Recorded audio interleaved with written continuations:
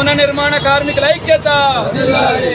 ఖైరతాబాద్ అడ్డ మీద పని లేని కార్మికులకు పట్టణ ఉపాధి హామీ అమలు చేయాలి. పట్టణ ఉపాధి హామీ పథకం ద్వారా పని లేని కార్మికులకు పని చూపాలి. 8 గంటల పని దినాన్ని నాశనం చేయొద్దు. 8 గంటల పని దినాన్ని 12 గంటలు చేయొద్దు.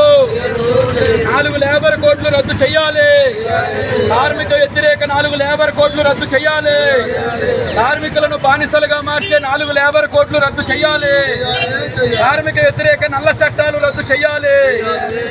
భవన కార్మిక సంక్షేమ పథకాన్ని ఇన్సూరెన్స్ కంపెనీలకు ఇవ్వద్దు.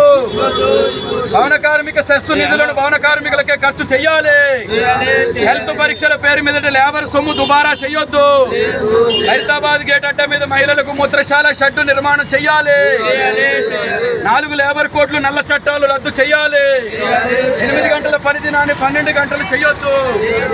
ఖైరతాబాద్ గేట్ అడ్డ మీద లేబర్ కార్డులు రెన్యువల్ చేసి కార్మికులకు ఇవ్వాలి. లేబర్ కార్డులు రేషన్ కార్డులు రెన్యువల్ చేసి అందరికీ ఇవ్వాలి.